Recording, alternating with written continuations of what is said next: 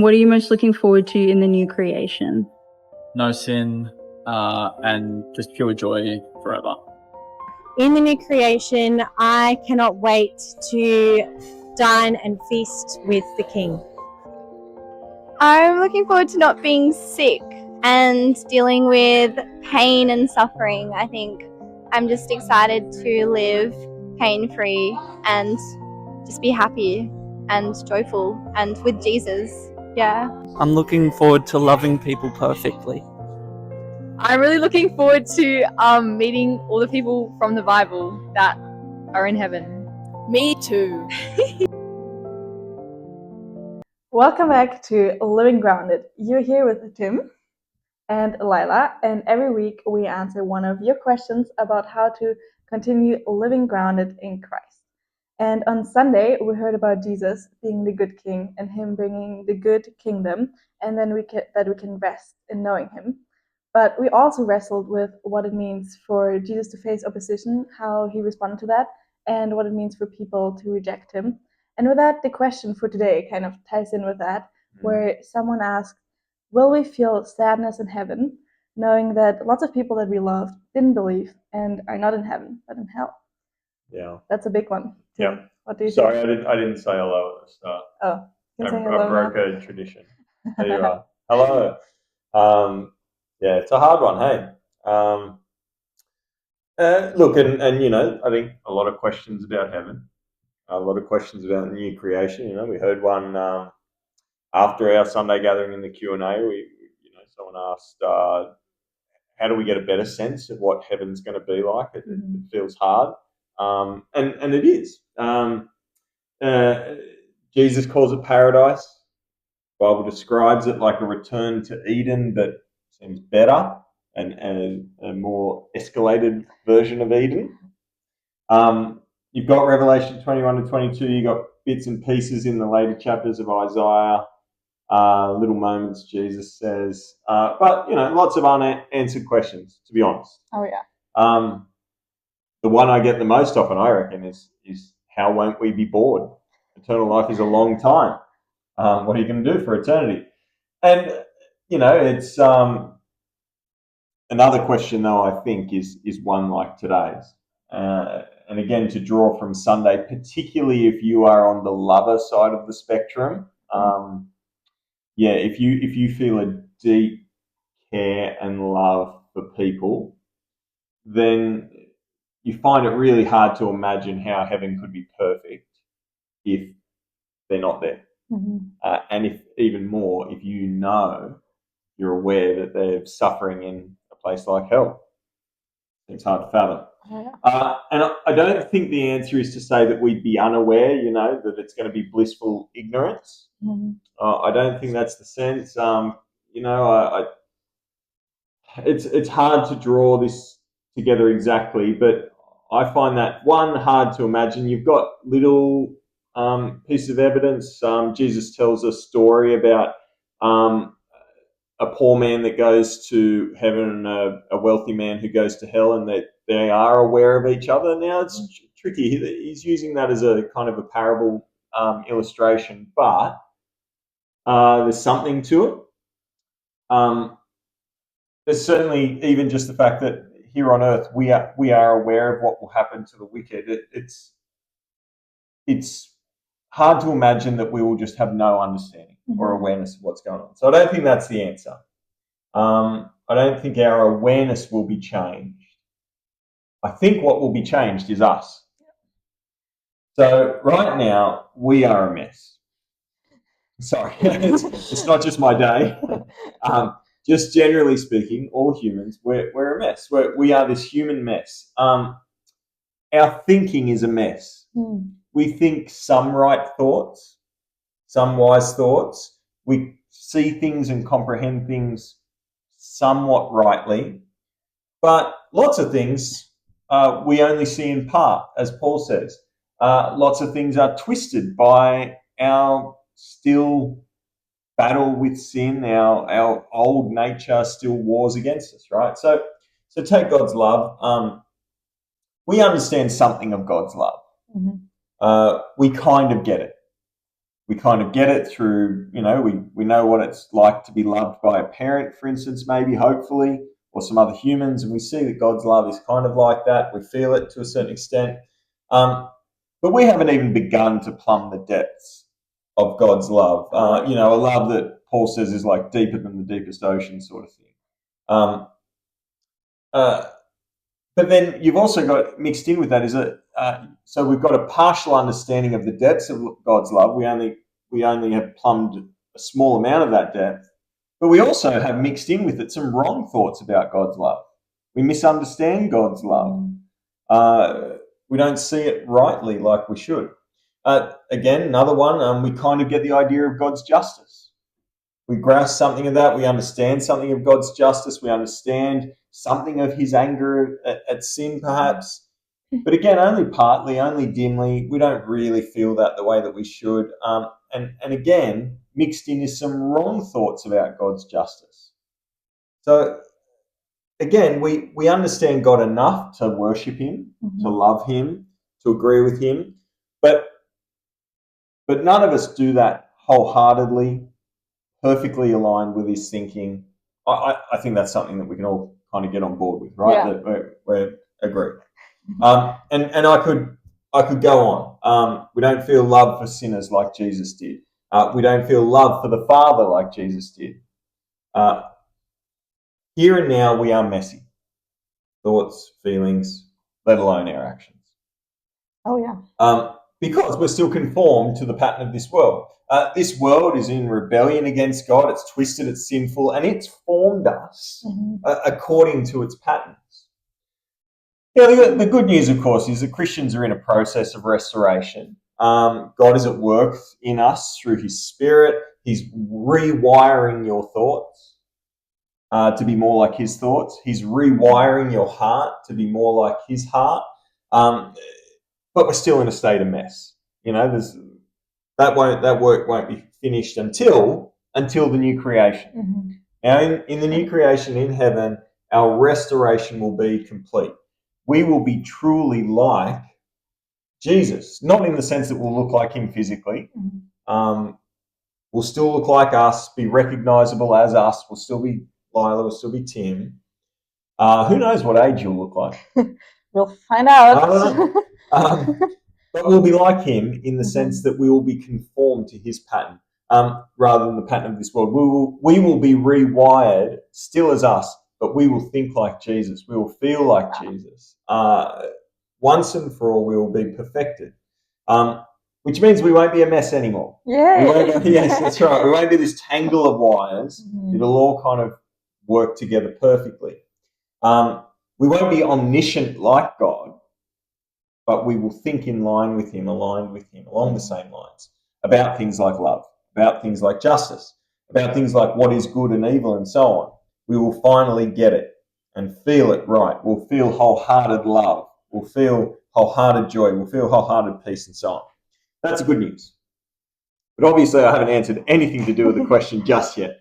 But so how can we have all of that, wholehearted love, joy, peace, all of these things, if we're aware of people in hell? And I think it's because, firstly, we will then think the right thoughts about justice, for instance. Jesus said, woe to those who rejected him in his miracles. He felt the wrongness of and the injustice of people rejecting him as king when they'd been given all the reasons to believe in him. You see it in the Psalms. Psalm 5 verse 10 is just one example. There's lots of this across the Psalms. Declare them guilty, O God, the psalmist says about sinners. Let their intrigues be their downfall. Banish them for their many sins, for they have rebelled against you. I mean, that is a feeling of true justice, that God, it is only right that these people should suffer for their sins and for their rebellion against you. Right now, we find it very hard to agree with the psalmist. Yeah. We find that hard to understand fully how you could say that. I think it's a rare thing that most of us could read that out and go, yes, But I think that shows part of the problem. we can't do that with the psalmist. We struggle to do that with the psalmist because we don't feel The fullness of that justice. how bad sin is. If we understood how bad sin was, how significant it was that people rebel against a holy and loving God, maybe we would go with the psalmist. Exactly what this said. I still think of my sins and most sins, unless they're committed against maybe my wife and kids. But even then, it's as long as it's not me. If it's me committing sins against my wife and kids, well, that's not that bad. It's only if other people do, again, it's a mess. I just don't see sin as that bad. I don't see rejecting Jesus as that bad. I don't see worshipping idols as that bad. I know they're bad, but I just don't see them as that bad, that it would deserve hell. Yeah. But in heaven, in the new creation, I will understand how bad sin really is. I'll truly grasp how significant it is. And I will see how perfect God's justice is. I'll see the profound significance of sending his son into a sinful world and what it is that people rejected him. And I'll stand in awe of God's long-suffering patience that he would do all of that for sinners. And so I think what that means is you'll be able to have a peace at the reality of hell, knowing that it is true and perfect justice. That's kind of hard to come to terms with. It is. I think, though, in our messiness, we can sort of see how it could be possible. Again, because we're messy, we struggle to see how that could be fully possible, but I think we get a taste of it, a touch of it. But to be clear, we don't rejoice in the misery. It's right? not that. I don't think the sense is that we'll be dancing on the hey. But I think the sense is that we will be at peace with, accept, even go, yes, Lord, you are worthy of praise because you are just, because you are good. But secondly, I think we'll be in awe of God's grace. The reason why I think we'll be, it's not that we'll be unaware, but I think, again, still, our attention will be on not other things, because God's justice is part of his gloriousness. But I think there'll be a greater facet, I guess. We will be even more captivated as we see his justice by the fact that we haven't experienced it, the fact that Jesus experienced it on our behalf. And so we will have great joy. This is Jonathan Edwards. Let me read it to you from one of his sermons. He says, when they shall see the dreadful miseries of the damned, those in hell, and consider that they deserved the same misery, so that we deserved hell, and that it was sovereign grace, nothing else, which made us so different from those who are in hell. So it's not that we did anything special, but that we received grace. But that God from all eternity was pleased to set his love upon us, that Christ laid his life down for us and therefore has made us gloriously happy forever. We will just be in so much admiration of the dying love of Christ. I'm kind of paraphrasing Jonathan Edwards here. I'm keeping the old school language. But we will see his redemption from such a great misery, from such a great sadness. And so we will joyfully sing to God, how great is the Lamb, how wonderful is what he's done for us. So the point is, when we truly comprehend hell, when we're rewired to truly understand it, and we see that it is the right and just punishment for sinners, we will be in even greater awe of the God who rescued us from that justice by his grace through his Son. So one of the things I feel really hard, sometimes I find it really hard to feel the joy of salvation. I get what Jesus has done for me on a level. I see it, I understand it, but sometimes I just don't really fully go, I'm so glad, that you saved me. When I see what hell is really like, I reckon I'll be pretty joyful. I reckon I'll be pretty glad. I reckon it'll be like when we see it, when we finally comprehend that properly, I reckon it'll be like when people hear they've won the lottery. My family we watch Survivor, and we're catching up on old seasons. And Survivor, the end of Survivor, they come down to 2 people right at the end, and there's a panel of contestants who are about to vote one of them to be the winner of Survivor. So there's this panel of judges, and they decide who the winner's going to be.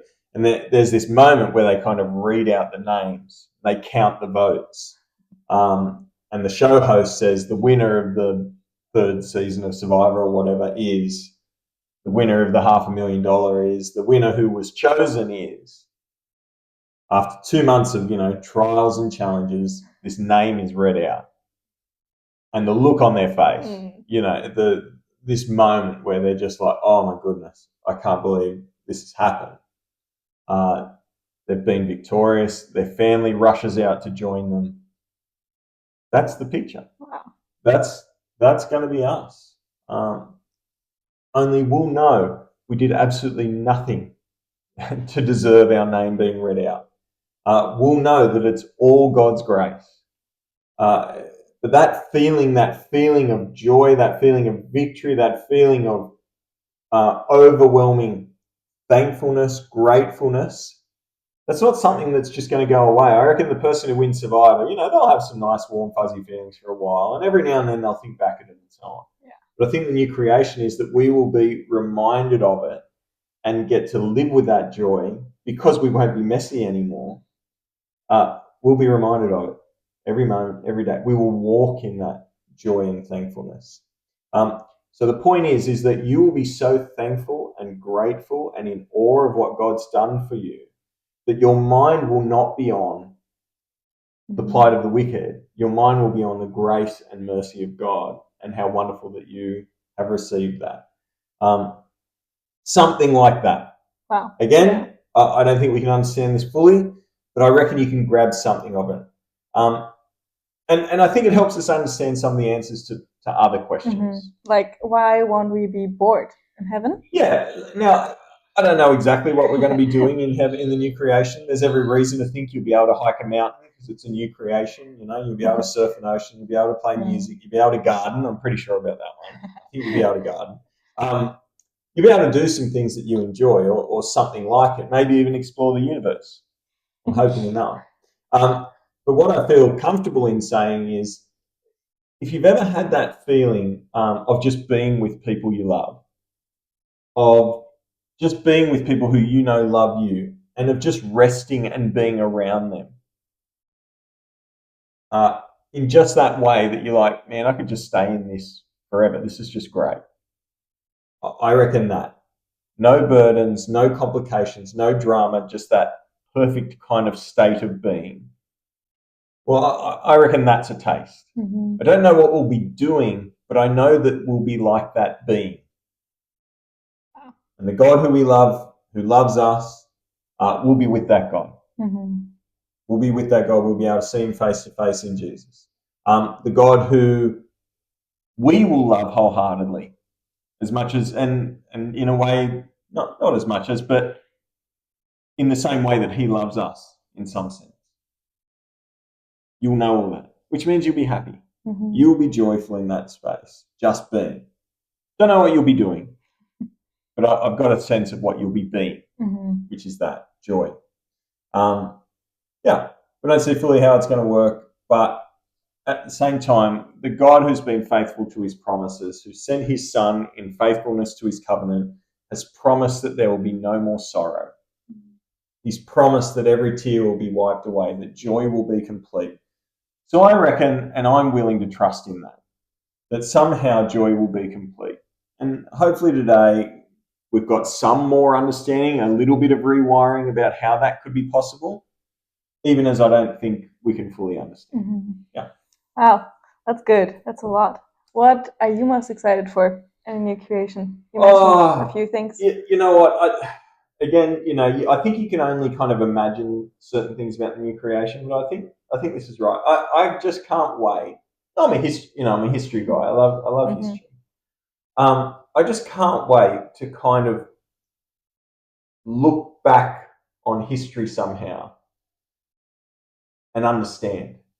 understand how it was all God's work, His sovereign hand at work for the good of His people, and the intricacies of how that all fits together. My instinct is that we will understand. That's part of what we will be able to understand. We'll be able to look at that and go, "Oh, that's what you were doing there, God. Oh, that's why you let that thing happen and that thing happen."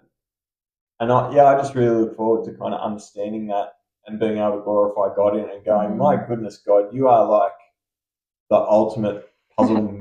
God, like you are the architect that I just can't believe how fascinating that is." Anyway, Wow. what about you? I think just being with Jesus all the time and knowing like His love fully, and like seeing not just how that played out in my life, but in the lives of others, and how all that got together, and then for us to thank Him for that and worship Him in eternity, which eternity so long, but so good. You sound like a lover. Yeah. I sound like a truther. Yeah. Yep. Here we go. There we go again. Yep. Very good. Yes. Anything exciting coming up this week? Oh, I think we might be going on a camp. Oh, I look forward to that. Yeah, and look, it's raining while we're recording here, but looks like the sun's going to be shining. Looks like we might have a really nice kind of weekend down at the camp. Regardless of whether it's going to rain or shine. Looking forward to opening the Bible, to wrestling with it together, to being God's church together. Yeah, should be great. Great. Well, that's it for this week. If you have a question, feel free to send them in either via the phone or through the app, and then we'll answer them. And see you soon.